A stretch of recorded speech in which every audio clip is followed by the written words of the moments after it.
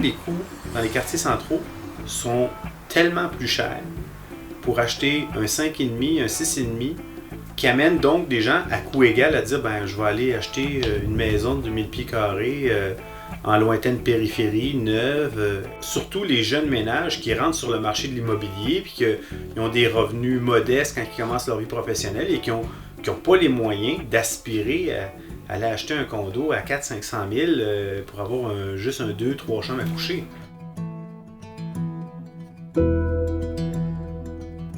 Quand on parle d'étalement urbain et puis d'impact sur les prix, on voit qu'effectivement le facteur prix rentre en ligne de compte dans le choix du déplacement des gens, de la migration à l'intérieur de la région métropolitaine d'une partie de la population de l'île vers les banlieues. Aussi bien pour la maison unifamiliale que pour la copropriété, on voit que de façon globale, il y a toujours un écart qui est, je dirais, un peu supérieur à 100 000 $ entre le coût d'une maison unifamiliale sur l'île, qui est le plus élevé, ou une copropriété, et puis les différents secteurs de banlieue. Parce qu'à travers une maison unifamiliale, on parle d'un prix qui est au-dessus de 450 000 $ pour une maison unifamiliale sur l'île de Montréal, et puis des prix qui avoisinent aux alentours de 300 000 $ sur la rive sud ou à Laval pour une maison unifamiliale. Et le secteur le moins cher, là où on constate aussi qu'il y a le plus de migration, notamment du côté des jeunes familles, mais c'est la rive nord, où on a un prix moyen qui tourne aux alentours de 250 000 $, un petit peu plus de 250 000 $. Donc on voit bien qu'il y a un écart de prix, puis qu'il y a des niveaux de prix aussi qui incitent un certain mouvement d'une partie de la population vers des logements un petit peu plus abordables, qui sont plus faciles, plus accessibles pour les familles. Les prix de l'immobilier font en sorte que plein de ménages ne peuvent pas aspirer à vivre dans les quartiers centraux, bien desservis en transport en commun, bien desservis en services de proximité. Ça, c'est un problème. Mais il y a aussi le phénomène que c'est quoi qu'on leur offre, là? S'ils ne sont pas capables d'acheter le condo sur le plateau Mont-Royal, dans Rosemont, à Montréal, ou quartier Montcalm, ou Limoilou, à Québec, c'est quoi l'alternative qu'on leur offre? On est actuellement là, dans les condos, dans des niches qui sont pas des niches qui cherchent à répondre à tous les types de besoins, incluant les jeunes familles, les familles, premièrement, avec enfants, et particulièrement les jeunes familles. Il y a très peu de projets qui cherchent à répondre aux projets des jeunes familles. En fait, je ne suis pas capable de t'en nommer un. Dans l'autopromotion, les 8 personnes qui seraient des voisins dans des maisons en rangée se mettent ensemble au départ, engagent leur architecte, engagent leur constructeur et font construire leur milieu de vie selon leurs besoins, à leur image. Et fondamentalement, la différence est là.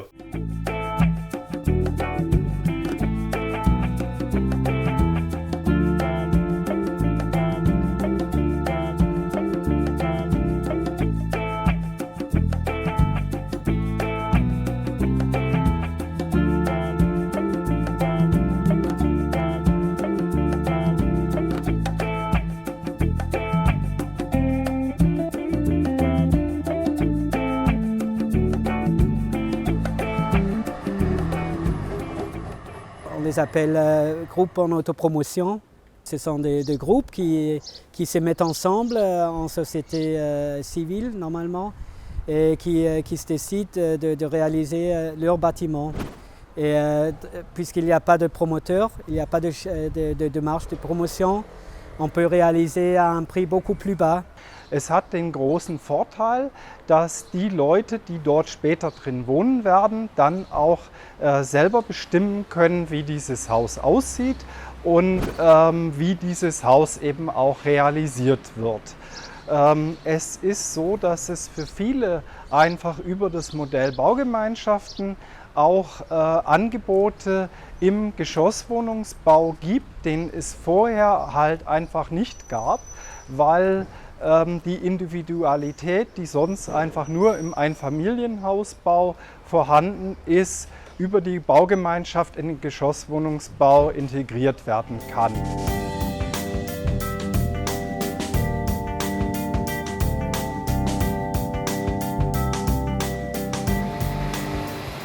Ja, also da hat sich keiner dazwischen geschoben. Das ist ja der große Unterschied zu einem Bauträgerobjekt. Da steht das Haus schon fertig da. Ich kann zwar meine Wohnung sehen und das Haus sehen, in das ich einziehen werde, aber da ist nicht mehr viel zu verändern. Ich muss es so nehmen, wie es ist. Und man hat immer im Hinterkopf, der Bauträger verdient natürlich da auch an der Wohnung, die ich von ihm abkaufe. Also wir als Bauherren in einer Baugemeinschaft zahlen nur das, was das Haus oder die einzelne Wohnung tatsächlich dann auch in der Erstellung gekostet hat. La chance d'avoir un milieu de vie de meilleure qualité, d'avoir des logements de meilleure qualité, un quartier qui se construit plus vite, d'avoir un quartier plus diversifié, plus coloré sur le plan architectural, c'est l'intérêt de faire appel à des Baugruppen. On est presque toujours capable de spotter dans un quartier quand c'est un groupe d'autopromotion puis quand c'est un promoteur. Fait que c'est presque comme une garantie qualité architecturale que de dire on fait appel à des Baugruppen pour réaliser le bâtiment. En Europe, et notamment en Allemagne, on ne va pas chercher à faire ce qu'on fait au Québec, vendre le terrain au plus offrant, puis que c'est un promoteur qui ramasse le mandat de construire le nouveau quartier. Dans certaines grosses villes en Allemagne, c'est des pourcentages minimales de groupes d'autopromotion qui doivent être retenus, 35-40% dans certaines grosses villes. Mais dans les plus petites villes, dans le Baden-Württemberg notamment, ça arrive fréquemment de voir que c'est 90 à 100% des terrains qui ont été développés par des groupes d'autopromotion. Le prix d'achat des parcelles qui est offert sur le marché, le prix est prédéterminé et donc il n'y a pas de surenchère des promoteurs pour absolument avoir le terrain, mettre la main dessus. Et ce qu'on cherche, c'est plus une évaluation au niveau de la qualité. Et au niveau de la qualité, des groupes d'individus qui travaillent de concert avec des architectes sont souvent capables d'arriver avec des réponses qui satisfassent plus les municipalités. Et donc, de cette façon-là, par cette mise en marché-là, on favorise des groupes d'autopromotion. La capacité de rendre plus abordable l'accès au logement par cette méthode-là de mise en marché. Ça, je pense que c'est fondamental. Mais pour permettre ça, il va falloir qu'on développe un support à ces groupes d'autopromotion-là.